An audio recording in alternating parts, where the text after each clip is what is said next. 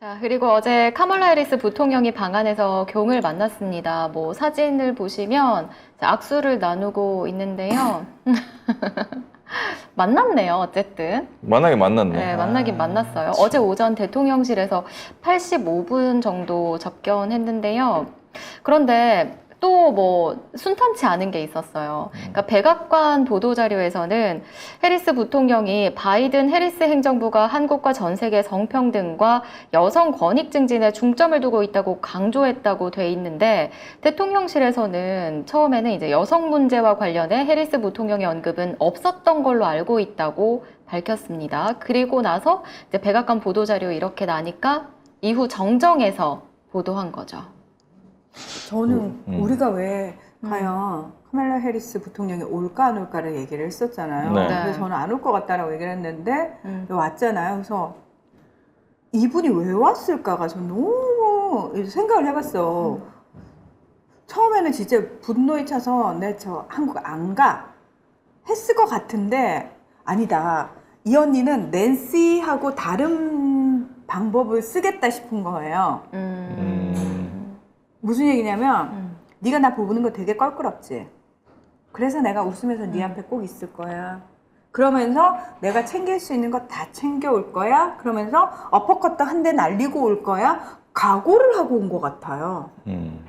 내가 네 면상을 보고 싶진 않지만 내가 그건 네가 꼭 날 참겠다. 네가 날 봐야 돼. 네. 네가 날 봐. 그러니까 완전 정면 돌파형이구나 이분이. 약간 그 생각을 했어요. 그러면서 본인이 청구서 가지고 온 거 다 챙겼고요. 거기에 플러스해서 약간 분풀이도 하고 가신 것 같아요. 성평등? 네, 그거 얘기를 좀. 네. 네.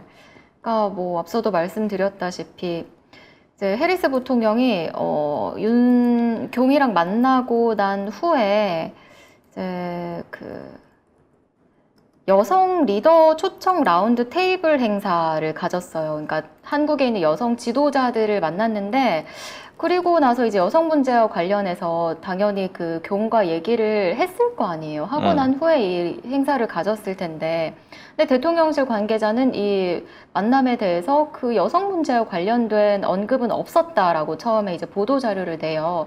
그랬다가 백악관 자료를 봤더니 당연히 여성 인권에 대해서 얘기를 나눴다고 자세하게 적어놨으니까 대통령실에서는 이후에 정정한단 말이죠. 그럼 이거를 처음에 몰랐던 건지 아니면 알고도 묻으려고 한 건지. 여성 문제 얘기하다가 혹시 뭐 줄리 얘기했나?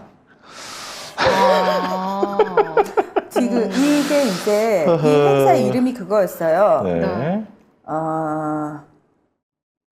그라운드 브레이킹 원맨 라운드 테이블. 그러니까 신기원을 연 여성들과의 라운드 테이블이라는 그 행사인데 여기에 누구누구가 초대가 됐냐면은 김연아 선수, 맞아요. 최수연 네이버 대표, 배우 윤여정 씨, 그리고 김정숙 한국여성정치문화연구소 회장, 백현욱 한국여자의사회 회장, 그리고 김사과 소설가, 그리고 이소정 KBS 9시 뉴스 앵커가 참석을 한 거예요.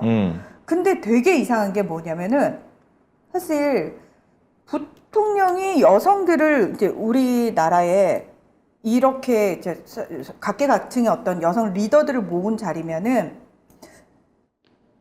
영부인이 참석을 해야 되는 거거든요. 김정숙 여사였다면 어떻게 했을 것 같아요? 함께 참석을 했겠죠. 네. 그러면서 김정숙 여사가 자연스럽게 소개시켜주고 어떤 분이고 이분은 또 어떤 분이 그러면서 굉장히 그 아이스 브레이킹을 엄청 자연스럽게 할 수 있는 거거든요. 근데 되게 웃긴 게 사진을 딱 봐도 카멜라 해리스가 딱 앉아있고 회의 테이블처럼 옆에 쫙 앉아있는 거예요. 그럼 밖에서 온 손님이 그냥 얘 초청해가지고 이렇게 얘기를 하는 거예요. 그러니까 우리 호스트가 없는 거예요. 네. 우리 쪽 호스트가 사실 없는 거예요. 그래서 저는 아예 패싱을 한 걸까요? 아니면 초대를 했는데 안 갔다? 초대를 했는데 안 갈 수 있는 상황일까요? 뭐 명신이라면. 아니요. 제가 봤을 때는 자기가 왜 명신이가 학력 위조하고 경력 위조하는 거 보면 아시겠지만 본인이 굉장히 일하는 여성이고 그렇지. 뭔가 사회에서 이렇게 오피니언 리더급이라는 걸 굉장히 과시하고 싶어하는 스타일이에요. 네. 커리어 그쵸? 우먼 예. 인척하고 싶어하는 인척하고 거죠. 싶어하는. 예. 예. 똑똑한 척하고 싶어하고 뭔가 그런 여성들과 어깨를 나란히 하고 싶어하는 그런 성향이잖아요. 네. 근데 이런 자리를 빠진다고? 못 빠지지. 그럼 아예 초대를 못 받았다? 100%. 일부러 그럼 맥인 거예요? 해리스가 와서? 네. 너 따위가 여길 왜 껴? 네가 뭔데? 아니 그 제목이 그 그라운드 브레이킹 워먼 라운드 테이블인데 이게 한국말로 하면은 신기원을 연 여성들과의 라운드 테이블 뭐 이렇게 돼 있거든요. 신기원을 열긴 열었는데 그 진짜 신기원을 연 분인데 이거 진짜 엄청난 분인데 우리나라 거의 최초의 그런 분인데 그거 초청 못 받았네 그러고 보니까. 아니 왜 아무리 봐도 아니 우리 측 호스트가 같이 있어야죠. 그렇지 카메라 누가 소개를 해리스 시켜주고 그렇죠. 뭐 이런 게 있어야 되는데 왜냐면 그게 자연스럽잖아요. 음. 네, 그게 자연스럽잖아요. 그래서 일부러 성평등 얘기도 하고 그리고 그 성평등 얘기는 사실은 그때 뭐 윤석열이 그 외신하고 인터뷰하다가 왜 여성 장관이 없냐 그 얘기로 한번 쳐맞았잖아요. 그래가지고 막 그 다음부터 계속 아무 여성이나 데려와가지고 그래서 불러가지고 한 3명인가 네, 뭐 그래서 했잖아. 다 난리가 났잖아요. 그 집안들, 네, 다 스타 장관들 되고 풍비박산 나고 네. 그 집안 치부가 다 드러나고. 네. 예. 그랬는데 아무튼 그것도 매기면서 여기 와서 진짜 신기원을 연 영부인은 초대도 안 했다. 그리고 다른 사람만 불러가지고 자기가 호스트로 딱 해서 카메라를 쓰고 얘기하고 갔다. 되게 신기하긴 하네요. 이런 일이 없었지 사실은. 이런 일이 일어난 적이 없었죠. 아니 사실. 왜냐면 어쨌든 이게 만약에 미국으로 이 손님들을 불렀으면은 호스트가 자기네니까 저는 가능하다고 생각을 하는데 외교 행사에서 우리 측 호스트 없이 네. 단독으로 우리나라의 손님들을 이게 이상하잖아요. 여러분 호스티스 말고 그거 말고요. 아니 그런 거 말고요. 아유 참. 무슨 생각을 하시는 댓글에 왜 그래? 왜 저 그래요? 깜짝 놀랐네요. 깜짝이야. 예. 아니, 그러니까 그 파티를 주최하는 그 집주인이요, 집주인. 예. 아무튼 이런 일이 있었네요. 네. 그리고 박사인데. 박사이자 저 뭐죠? 전시 전문가잖아요. 그렇죠. 예. 문화기획 전시 전문가. 청와대에서도 할 거고. 그러니까. 거기 직원도 다 저기 용산으로 들어가고. 그래서 좀 왜냐면 그 부르는 급 자체가 지금 굉장히 탑급만 불렀거든요, 정말. 그러니까 부를 수 있는 최고의 사람들 최고의 불렀죠. 사람들 불렀죠. 근데 만약 이 자리가 있었다, 초대를 받았다, 그럼 명신이가 안 갈까? 나는 간다야, 100%. 당연히 가야죠. 나 뭐 입고 가야 되지? 어. 나 오늘 무슨 바지 입지? 난 무슨 색깔 입지? 어떻게 입어야 내가 제일 이쁠까? 김연아 따위 뭐 이러면서 내가 오늘 확실히 김연아 앞에 서가지고 내가 더 이쁘다는 걸 내가 증명할 거야. 사진 잘 찍어 오른쪽으로. 예, 분명히 이랬을 거거든요. 명신이 성향상. 그리고 액세서리 개 비싼 거 했겠지. 아무튼 그런 일이 있었고 여기 와서는 뭐 여러 가지 얘기를 했는데 사실은 우리나라한테 좋은 얘기는 별로 없었어요. 카멜라 해리스 부통령께서 당일치기로 방문하셨잖아요. 네. 이제 본인이 이게 숨가쁘게 내가 할 것만 탁탁탁탁탁 하고 이제 가는 거예요. 조금의 여지도 주지 않은 거잖아요. 그리고 이제 사실 그러니까 명신이처럼 정말 어이없는 코스프레 말고 진짜 여성 정치인들은 자기 정치를 하는 철학을 가진 그 정치인들은 머리끝부터 발끝까지가 사실 다 정치적 메시지예요. 하다못해 브로치를 뭘 다느냐도 해석을 해요. 정치적 의미가 있기 때문에. 진주 목걸이도 정치적인 메시지예요. 그러니까 그 정도로 굉장히 그러니까 이미지 정치 부분도 상당히 사실 신경을 쓰거든요. 지금 카멜라 해리스 부통령이 입고 온 옷 색깔을 좀 봐주시기 바랍니다. 파란색이죠. 예. The end. 그럼 빨간색 옷을 입고 왔으면 혹시 네. 저쪽 편이다? 우호적일 수 있었죠. 왜냐하면 낸시 펠로시도 옷 색깔 정확하게 맞춥니다. 그 그러니까 여성 정치인들은 싫지만 어쩔 수 없이 옷이 부각될 수밖에 없어요. 그래서 사실은 그 부분과 관련해서 되게 많이 신경을 씁니다. 그리고 사실은 이용 가는 거죠. 그 옷을 통해서 내가 전달하고 싶은, 굳이 말로 하지 않아도 되는 정치적 메시지를 전달하는 거거든요. 예. 보란 듯이. 그럼 뭐 짧고 굵게 다녀가신 거네요. 짧고 굵게 네. 내가 원하는 것만 탁탁탁탁탁 하고 어퍼컷 한 박 치고 근데 기분 뭐 더럽지. 얘기하는 게 이거 그러니까 나는 믿지를 못하겠는데 왜냐면 이 대통령실 부대변인이 얘기를 했거든요. 그냥 법률 집행 과정에서 그거 있잖아요. IRA 그거 관련해 가지고 한국 측의 우려를 해소할 방안을 마련할 수 있도록 잘 챙겨 보겠다라고 얘기를 했어요. 애매하네요. 그거 우리나라 대통령실이 발표하는 거잖아요. 네, 그러니까 난 이걸 못 믿겠어. 미국 쪽 발표를 봐야죠. 그리고 이거 근데 대통령실이 심지어 발표했음에도 불구하고 잘 챙겨 보겠다라고 아니에요. 했거든요. 보도록 노력하겠다 아니에요? 뭐 그런 식으로 얘기를 했어요. 뒤에 여러 개가 붙은 거 아니에요? 잘 챙겨 보겠다 기사에 나와 있는데, 근데 이건 뭐 그래 한국이 이렇게 해줄게도 아니잖아. 그냥 챙겨 보겠다. 이건 나도 말할 수 있을 것 같은데 아무나 그냥 다 말할 수 있을 것 같은데. 그냥 정치적, 외교적 원사라고 표현을 하는데 중요한 거는 우리 대통령실이 그마저도 얘기를 했기 때문에 그걸 어떻게 믿어? 못 믿어. 미국 측 발표를 봐야지. 실제로 미국이 어떻게 달라졌는지. 아유, 파란색이 조명받으니까 잘 보이네요.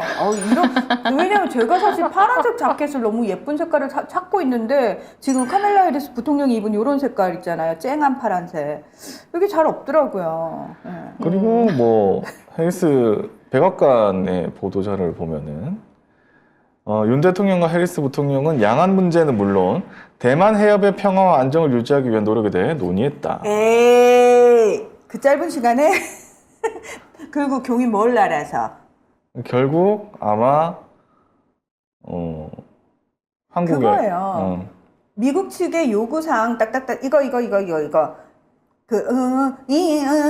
이런 식이었어요. 그러니까 자유롭고 개방적 인도태평양 지역을 지키는데 핵심적인 조치다라고 얘기했거든요. 결국 대만에 무슨 상황이 일어나면 한국 어, 시키는 대로 하겠다는 거 아니에요? 우리나라가 어떻게 될지 이거 한국한테 뭘 시키겠다는 소리잖아. 네. 같이 하겠다는 소리는 한국이 뭘 해야 된다는 소리잖아요.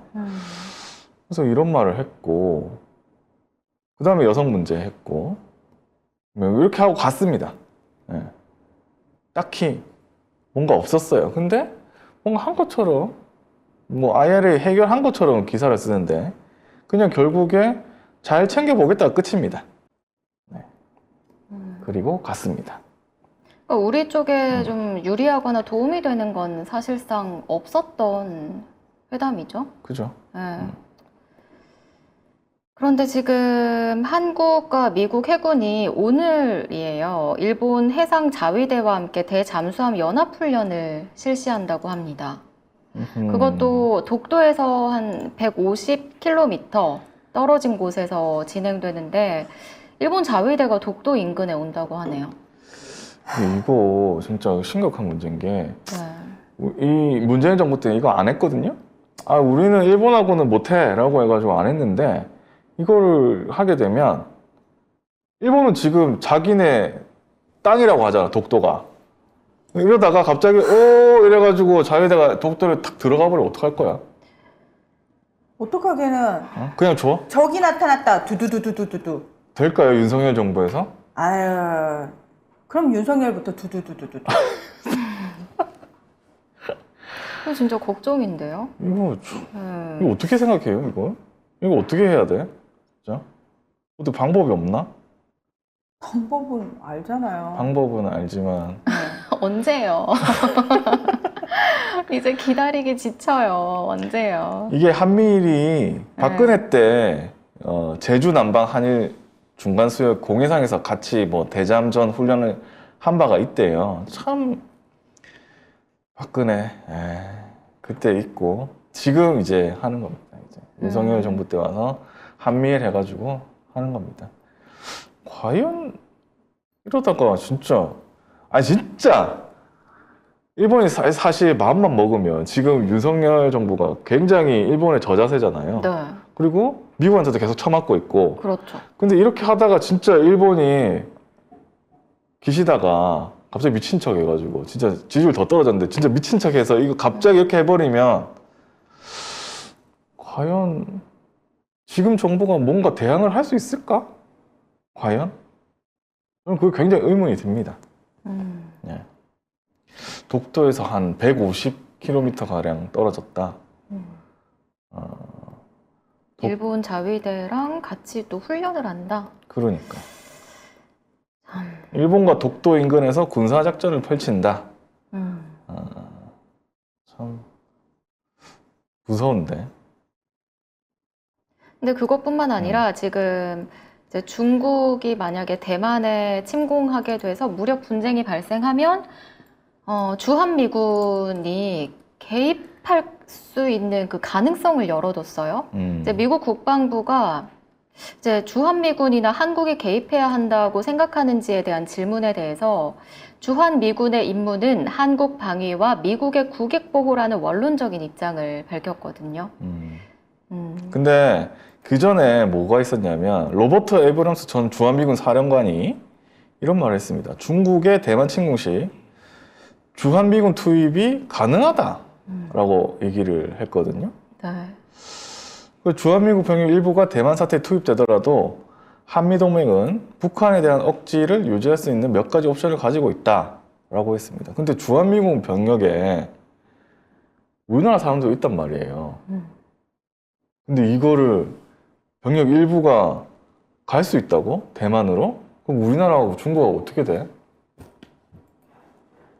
그리고 미 랜드 연구소의 브루스 베넷 선임 연구원이 대만 유사시에 주한미군 소속 공군이 투입될 수 있다 이런 분석까지 해놨습니다. 그러니까 일본 그 오키나와 기지나 한국 오산 기지에 있는 미 공군 병력이 미국 본토에 있는 어떤 공군보다 대만에 가깝다.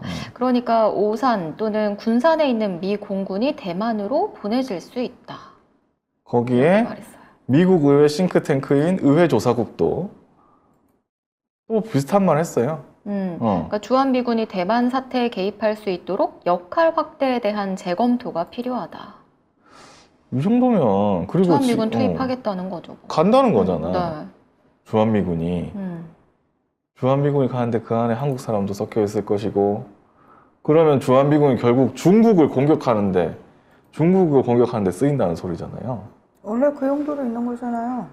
원래 북한 때문 아니에요? 아니요. 중국 때문입니까? 네. 그걸 이제 아니 지금 한반도의 지정학적 위치가 미국한테 중요한 이유는 뭐냐면은 마지노선이에요. 공산권?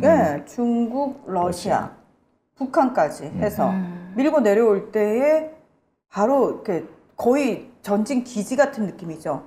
뒤에서 조금 떨어져서 그 오키나와에 미군이 또 주둔을 하고 있는 거고. 그러니까 아시아 방어죠. 무엇으로부터? 미국의 주적들로부터. 뭐 우리나라를 위해서 있다고 생각하시는 거예요? 아닙니다. 아니 보수 지지자들은 우리나라를 지켜주려고? 그런 생각을 하니까. 에이. 우리 또 보수 지지자들 많이 보는 방송 아닙니까? 우리가요? 네. 네, 뭐 그렇습니다. 네. 주일미군 보내면 안 되네. 주일미군도 투입될 겁니다. 다 가는 거죠. 다 가는 거예요. 네. 근데 그렇게 다 달라붙어도 사실 중국이 이길 수 있나? 작정하고 대만 먹으려고 하면은 그걸 어떻게 이겨요? 중국을 이길 수는 없어요. 못 이겨요. 중국을 이길 수는 없어요. 전 세계에 퍼져 있는 미군을 다 끌어오지 않는 이상. 근데 그게 가능한가? 핵전쟁 할 거예요? 아유, 안 못하지. 돼요. 안 돼. 대만 하나 지키자고 있을 수 없어요. 우리 지금 독도도 못 지킬 판이고. 그러니까 중국이 지금 대만을 치지 않는 건 중국과 미국 사이에 그래도 밀고 당기기를 하고 있는 상황이고 그걸 통해서 중국이 얻을 게 있기 때문에 봐주고 있는 거예요. 중국은 먹으려고 작정하면 그냥 하룻밤에도 먹을 수 있는 게 대만이에요. 대만이 뭘 어떻게 할 수 있는데 아무것도 못해. 예.